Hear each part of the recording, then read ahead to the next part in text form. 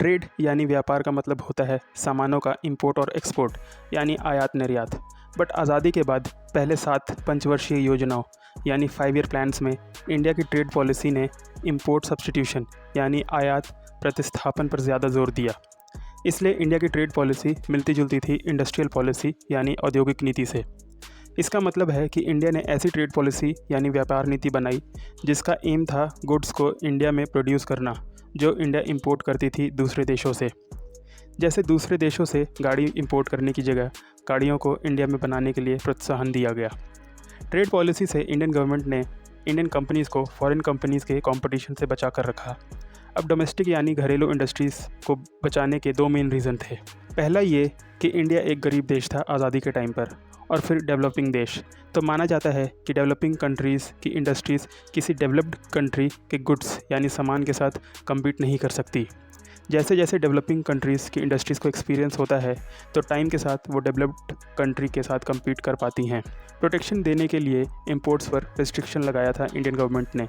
दूसरा रीज़न ये था कि इंडियन गवर्नमेंट को लगता था कि अगर इंपोर्ट्स पर रिस्ट्रिक्शन नहीं लगाया गया तो इंडिया का जो फॉरेन एक्सचेंज है यानी विदेशी मुद्रा वो लग्जरी गुड्स खरीदने में खर्च हो जाएगा। इंडियन गवर्नमेंट ने डोमेस्टिक इंडस्ट्रीज़ को प्रोटेक्ट तो किया ट्रेड पॉलिसी बनाकर, पर इसके क्रिटिक्स भी थे जो कि वीडियो में बाद में देखेंगे हम।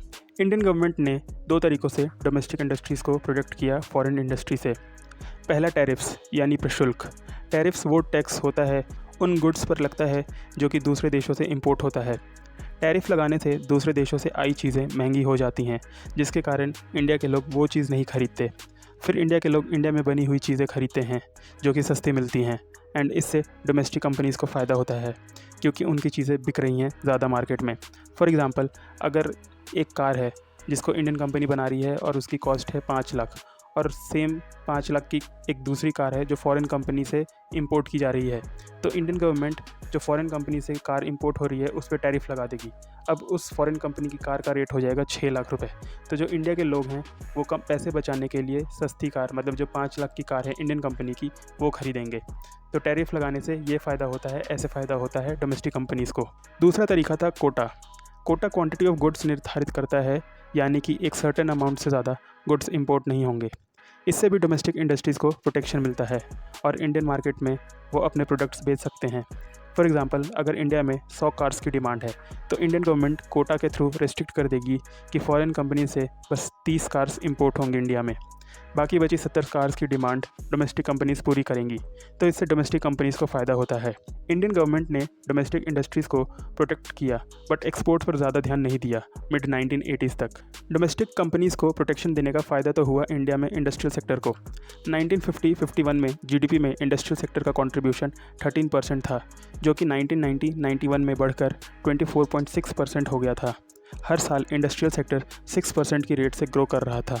आज़ादी के टाइम पर इंडिया में कॉटन टेक्सटाइल्स यानी सूती कपड़े और जूट यानी पटसन की मिल्स ज़्यादा थी, पर अब नहीं। 1990 में इंडिया का इंडस्ट्रियल सेक्टर डाइवर्सिफाई हो गया था। इंडिया में बहुत तरीके की इंडस्ट्रीज़ थी और इसमें पब्लिक सेक्टर कंपनीज़ ने बहुत हेल्प की।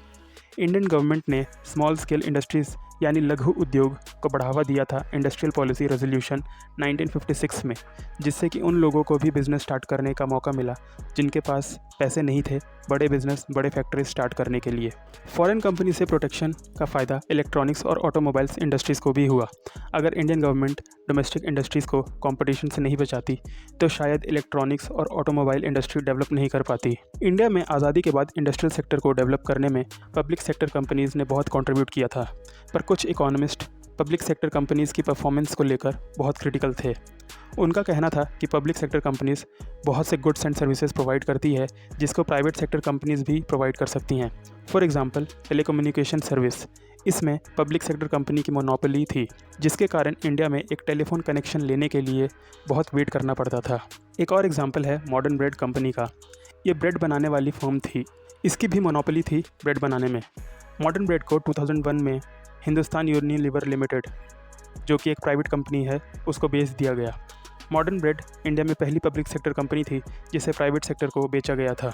इकोनॉमिस्ट का कहना था कि इंडियन इकोनॉमी को डेवलप करने के लिए 40 साल से प्लान्स बन रहे हैं आज़ादी के बाद से, बट अभी भी हम ये डिसाइड नहीं कर पाए हैं कि वो क्या गुड्स एंड सर्विसेज हैं जो सिर्फ पब्लिक सेक्टर कंपनीज प्रोड्यूस कर सकती हैं और कौन सी goods and services private sector companies भी प्रोड्यूस कर सकती हैं।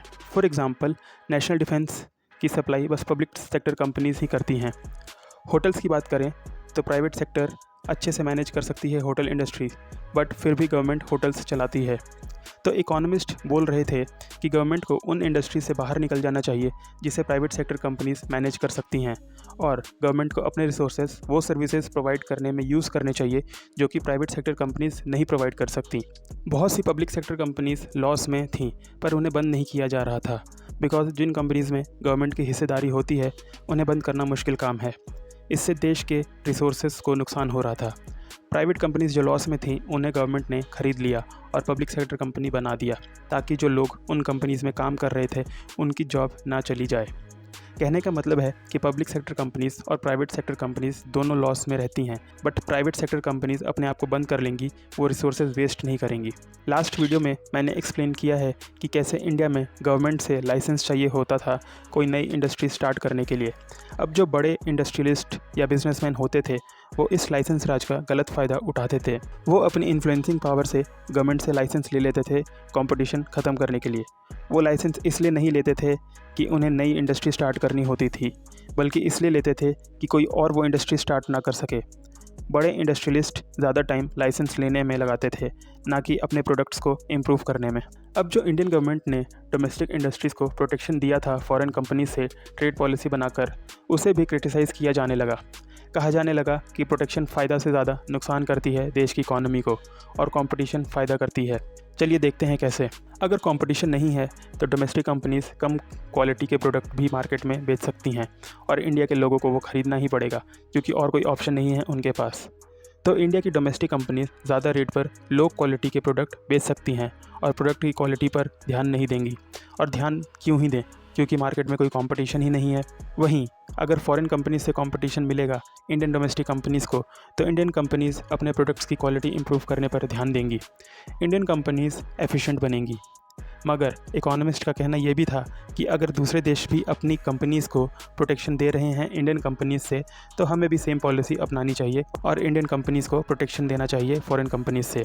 कुछ इकोनॉमिस्ट ने यह भी बोला कि पब्लिक सेक्टर कंपनीज़ का काम है देश का भला करना, देश का कल्याण करना, उनका काम प्रॉफिट कमाना नहीं है। अगर हमें किसी पब्लिक सेक्टर कंपनी की परफॉर्मेंस को जज करना है तो हमें ये नहीं देखना चाहिए कि किसी पब्लिक सेक्टर कंपनी ने कितना प्रॉफिट कमाया, बल्कि ये देखना चाहिए कि उस पब्लिक सेक्टर कंपनी ने देश में कितने लोगों का भला किया, समाज में कितना कल्याण किया। इन सब क्रिटिसिज्म्स की वजह से इंडिया में नई इकोनॉमिक पॉलिसी बनी 1991 में, जिससे इंडिया की अर्थव्यवस्था में चेंज आया और इंडिया की इकॉनमी इम्प्रूव हुई। इसके बारे में हम नेक्स्ट वीडियो में बात करेंगे।